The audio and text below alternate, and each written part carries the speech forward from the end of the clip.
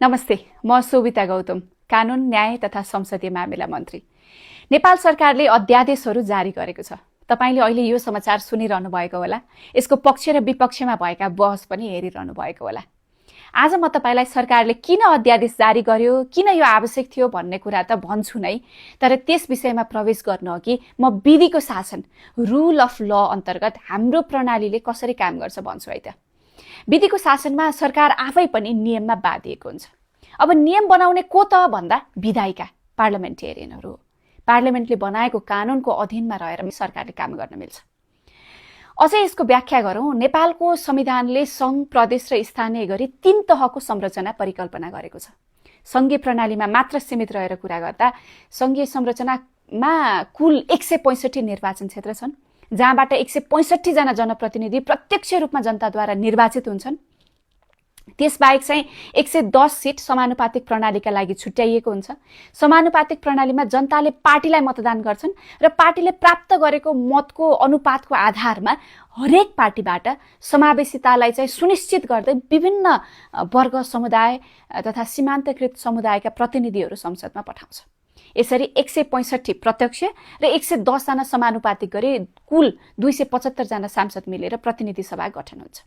हाम्रो संसद 2 सदनात्मक, यानि कि बाइक्यामेरल लेजिस्लेचर हो। तल्लो संसद र माथिल्लो सदन दुईवटा छ। तल्लो सदन प्रतिनिधि सभा हो भने माथिल्लो सदन राष्ट्रिय सभा हो। कानुन निर्माणको सामान्य प्रक्रिया कस्तो हुन्छ भने सरकारले पहिले एउटा ड्राफ्ट तयार गर्छ, जसलाई विधेयक भनिन्छ। जुन विधेयक संसदको 2 मध्ये पहिला एउटा सदनमा पेश गरिन्छ। मानव कुनै विधेयक चाहिँ प्रतिनिधि सभामा पेश भयो भने त्यस विधेयकमाथि संसदको समिति र पूर्ण बैठकमा छलफल हुन्छ। सांसदहरूले आवश्यक संशोधनहरू पनि प्रस्ताव गर्छन्। बहुमतका आधारमा संशोधनहरू पारित हुन्छ र विधेयक पनि त्यसरी नै पारित हुन्छ। प्रतिनिधि सभामा पारित भएपछि त्यो विधेयक राष्ट्रिय सभामा जान्छ, जहाँ फेरि प्रतिनिधि सभा जस्तै प्रक्रिया दोहोऱ्याइन्छ। राष्ट्रिय सभाले पनि सुझावसहित विधेयक पुनः प्रतिनिधि सभामा पठाउँछ। दुवै सदनबाट विधेयकहरू पारित भएपछि प्रमाणीकरणको लागि राष्ट्रपतिकोमा जान्छ। राष्ट्रपतिले प्रमाणीकरण गरेपछि त्यो विधेयकले ऐनको रूप लिन्छ। ऐन सङ्घीय कानुन हो। त्यसपछि त्यही कानुनको अधीनमा रहेर सरकारले काम गर्छ, काम गर्नुपर्छ। त्यही हो विधिको शासन भनेको। प्रतिनिधिले कानुन बनाउँछ र त्यही कानुनको अधीनमा रहेर चाहिँ सरकारले काम गर्छ। यो कानुन निर्माणको सामान्य प्रक्रिया हो। यसरी नै चलिरहेको हुन्छ।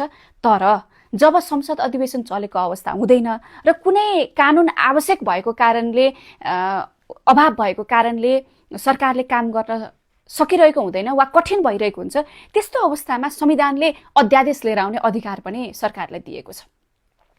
संविधानको धारा 114 मा संघीय संसदको दुवै अधिवेशन चलिरहेको अवस्थामा बाहेक अन्य अवस्थामा चाहिँ तत्काल केही गर्न आवश्यक परेमा मन्त्री परिषदको सिफारिसमा अध्यादेश जारी गर्न सक्नेछ भन्ने व्यवस्था गरेको छ। मन्त्री परिषदले अध्यादेशको मस्यौदा तयार गरेर राष्ट्रपति समक्ष पठाउँछ र राष्ट्रपतिले स्वीकृति दिएपछि त्यो अध्यादेश कानुन सरह नै लागू हुन्छ। तर त्यो अध्यादेश 60 दिनभित्र संसदमा पेश गर्नै पर्छ। यदि संसदले पारित गरेन भने अध्यादेश स्वतः खारेज हुन्छ। यदि सरकारले त्यस्तो अध्यादेशलाई स्थायी कानुन बनाउन चाहन्छ भनेदेखि संसदबाट पारित गराउनै पर्छ, त्यो अनिवार्य नै हुन्छ। अब यो सबै कुरा बुझेपछि अध्यादेश किन सधैँ आलोचनाको विषय बन्छ त? आखिरमा संसदमा जाने नै रहेछ, किन आलोचनाको विषय हुन्छ त भन्ने कुरा पनि बुझ्न जरुरी हुन्छ। विगतमा धेरै सरकारहरूले अध्यादेशको दुरुपयोग गरेका उदाहरणहरू छन्। विगतमा यस्ता दृष्टान्तहरू पनि छन् जहाँ अध्यादेश ल्याइयो, स्वार्थ पूरा गरियो र त्यसलाई संसदमा नल्याइकन खारेज गरियो। त्यसैले अध्यादेशप्रति अविश्वास र आलोचनाहरू हुने गर्छन्। तर यसपटकको सन्दर्भ चाहिँ निकै फरक छ। यो सरकारले काम तीव्र गतिमा गर्न चाहन्छ। केही क्षेत्रमा कानुनको अभाव वा अस्पष्टता भएका कारण काम अगाडि बढाउन कठिन भइरहेको थियो।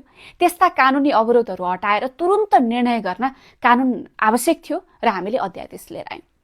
अहिलेको सरकारसँग संसदमा बहुमत छ, लगभग 2/3 नै छ। त्यसैले कुनै कुरा लुकाएर वा पर्दा पछाडि बसेर योजना बनाएर खुसुक्क गरिरहनु पर्ने अवस्था छैन। संसद मार्फत कानुन पारित गर्न सक्ने क्षमता यो सरकारसँग पर्याप्त मात्रामा छ। यो सरकार द्रुत गतिमा काम गर्न चाहन्छ। सामान्य प्रक्रियाबाट विधेयक पारित गर्दा हुन्थ्यो नि त, कानुन ल्याउँदा हुन्थ्यो नि त भन्ने कुराहरू पनि हुन सक्छ। तर त्यसरी सामान्य प्रक्रियाबाट संसदमा गएर विधेयक पारित गर्न एकदम फास्ट ट्र्याकमा काम गर्दाखेरि पनि कम्तीमा 3-4 महिना लाग्न सक्छ। त्यसकारण सरकारले द्रुत गतिमा प्रभावकारी रूपमा काम गर्न अध्यादेश सिफारिस गरेको हो।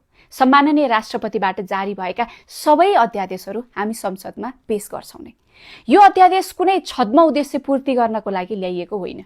यो राम्रो काम गर्नको लागि, छिटो काम गर्नका लागि र सरकारलाई अझ प्रभावकारी रूपमा जनताका मुद्दा समाधान गर्नका लागि ल्याइएको। सरकारले जे गर्छ पारदर्शी रूपमा जनताको हितमा काम गर्छ। धन्यवाद।